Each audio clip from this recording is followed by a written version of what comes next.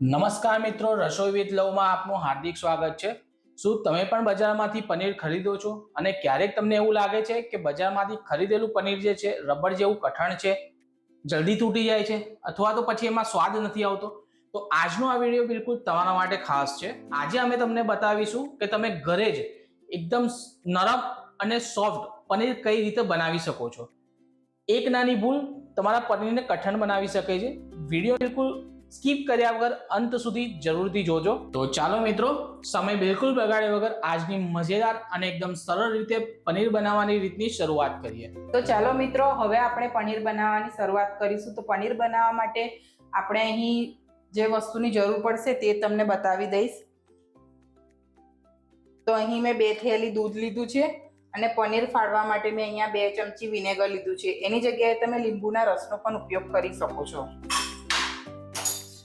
તો ચાલો મિત્રો, હવે આપણે પનીર બનાવવા માટે મેં આ 2 થેલી દૂધને પહેલા ધોઈને લૂછી લીધી છે। આપણે પનીર બનાવતા પહેલા દૂધની થેલીને ધોઈને સાફ કરી લેવાની છે, પછી જ આપણે એનો ઉપયોગમાં લેવાની છે। તો મેં અહીંયા 2 થેલી દૂધ લીધું છે, જાડા તળિયાવાળી તપેલીમાં લઈ લેવાનું છે, જેથી નીચે દૂધ આપણું ચોટે નહીં।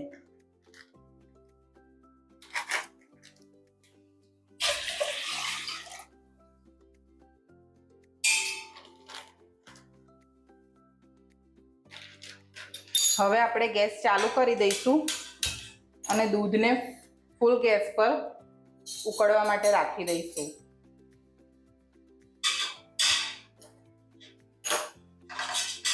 દૂધને આપણે ફૂલ ગેસ પર જ ઉકાળવાનું છે અને નીચે આવી રીતે હલાવતા રહેવાનું છે, જેથી આપણું દૂધ નીચે ચોટે નહીં।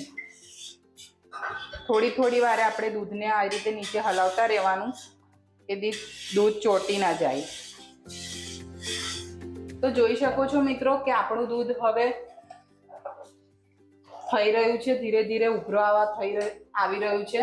તો આપણે એને સતત આ રીતે હલાવતા રહેવાનું છે, જેથી તળિયે ચોટી ના જાય ને એક ઉભરો આવે પછી આપણે એમાં વિનેગર અને પાણી ઉમેરીશું।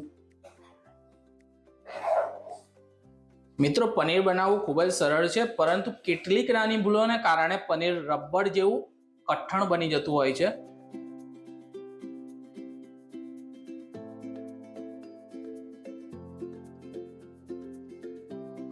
તો જોઈ શકો છો મિત્રો કે હવે આપણા દૂધમાં ઉભરો આવી ગયો છે। આ રીતે આપણે દૂધને ઉકાળી લેવાનું છે। આપણા દૂધમાં ઉભરો આવે પછી આપણે ગેસ ધીરો કરી દેવાનો છે। મિત્રો, હવે આપણા દૂધમાં ઉભરો આવી ગયો છે, જોઈ શકો છો કે આપણા દૂધમાં ઉભરો આવી ગયો છે। આ રીતે આપણું દૂધ ઉકળી જાય પછી આપણે ગેસને ધીમો કરી દેવાનો છે અને એને હલાવી લેવાનું છે બરાબર।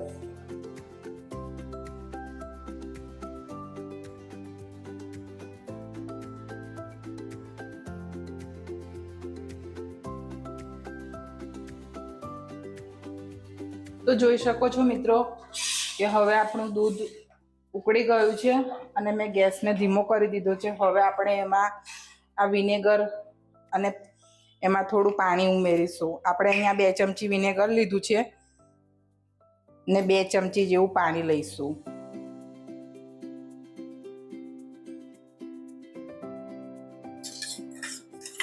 વિનેગર અને પાણીને સરખી રીતે મિક્સ કરીને થોડું થોડું કરતા આપણે આ દૂધમાં ઉમેરતા જઈશું।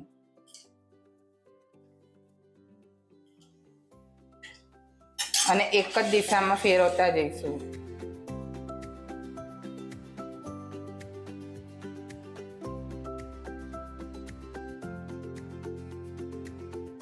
એવી જ રીતે થોડું થોડું કરીને આ પાણીને આપણે એમાં ઉમેરતા જવાનું છે અને હલાવતા જવાનું છે।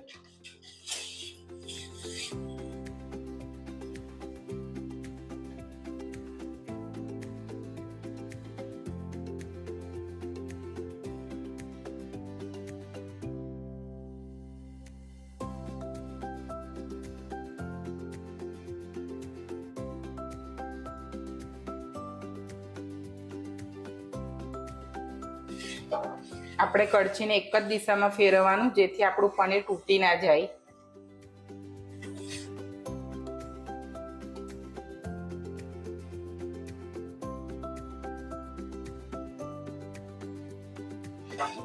તો જોઈ શકો છો મિત્રો કે હવે આપણા પનીરમાંથી પાણી છૂટું થવા માંડ્યું છે. પનીર અને પાણી છૂટું થઈ ગયું છે.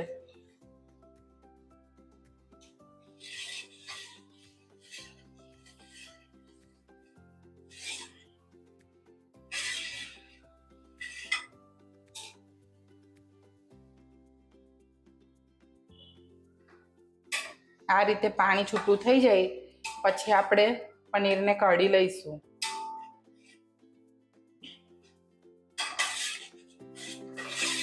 તો મિત્રો જોઈ શકો છો કે આપણું પનીર અને પાણી છૂટું થઈ ગયું છે.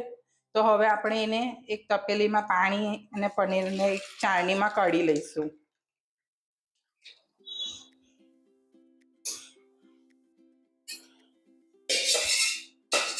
જોઈ શકો છો કે નીચે દૂધ જરા પણ તળિયે ચોટ્યું નથી.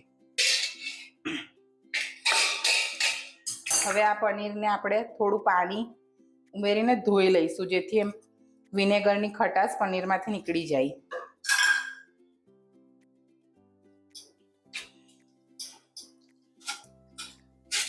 પનીરને આપણે સારી રીતે ધોઈ લેવાનું ચોખ્ખા પાણીથી, જેથી આપણા પનીરમાં ખટાશ ના લાગે.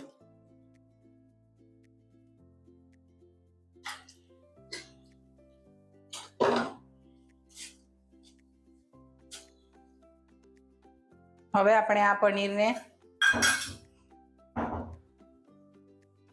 એક કપડામાં કાઢી લઈશું.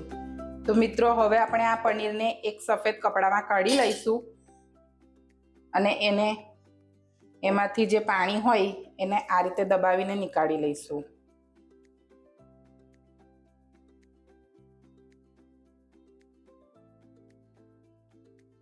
પનીરને સેટ થવા માટે આપણે એક થાળી પર આ રીતે મૂકી દઈશું ને એના પર આ રીતે એક પાટલી મૂકી દઈશું અને એના પર વજન મૂકી દઈશું. પનીરને આપણે થોડું દબાવી લેવાનું, જેથી આપણું પનીર સરસ રીતે સેટ થઈ જાય. આ રીતે વજન રાખીને આપણે 15 મિનિટ માટે એને રહેવા દેવાનું છે. 15 મિનિટ પછી આપણે જોઈશું કે આપણું પનીર કેવું બન્યું છે. મિત્રો, પનીરમાંથી જે આ પાણી નીકળ્યું છે એને તમારે ફેંકવાનું નહીં. એમાં ભરપૂર પ્રમાણમાં પ્રોટીન હોય છે. તો આ પાણીને તમે દાળ અથવા રોટલીનો લોટ બાંધવામાં પણ ઉપયોગ કરી શકો છો. તો જોઈ શકો છો મિત્રો કે આપણું પનીર હવે બનીને તૈયાર થઈ ગયું છે. આપણે એને 15 મિનિટ માટે સેટ થવા મૂકી દીધું હતું અને જોઈ શકો છો કે આપણું પનીર કેટલું સરસ સોફ્ટ બન્યું છે. તો આપણે એને 15 મિનિટ માટે થવા દેવાનું છે સેટ. વધારે મિનિટ રાખીશું આપણે એના પર વજન, તો આપણા પનીરમાંથી જે બધું પાણી હશે એ વધારે પાણી નીકળી જશે, તો આપણું પનીર કઠણ થશે. તો મિત્રો, હવે મેં આ પનીરને તમને કટ કરીને પણ બતાવું કે આપણું પનીર અંદરથી કેટલું સોફ્ટ થયું છે. તો ચાલો હું તમને કટ કરીને બતાવું.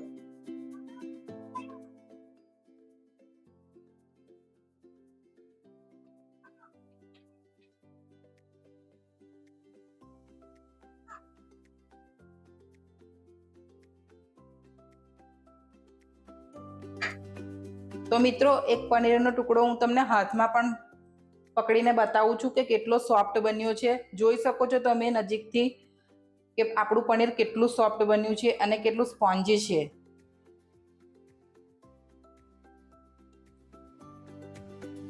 તો મિત્રો, તમને અમારી આજની આ રેસીપી કેવી લાગી એ અમને કમેન્ટમાં જરૂરથી જણાવજો. અને જો તમને અમારો આજનો આ વિડીયો ગમ્યો હોય તો અમારા વિડીયોને એક લાઈક જરૂર કરજો અને તમારા મિત્રો અને પરિવાર સાથે શેર કરજો. તો મિત્રો, આવા જ પ્રકારના વિડીયો માટે અમારા ચેનલમાં બન્યા રહેજો અને અમારી ચેનલને સબસ્ક્રાઇબ કરવાનું ભૂલશો નહીં અને બાજુમાં આપેલ બેલ આઇકન દબાવી દો, જેથી અમારી આવનાર રેસીપી સૌથી પહેલા તમને મળે. તો ફરીથી મળીશું એક નવી રેસીપી સાથે. ત્યાં સુધીને આવજો.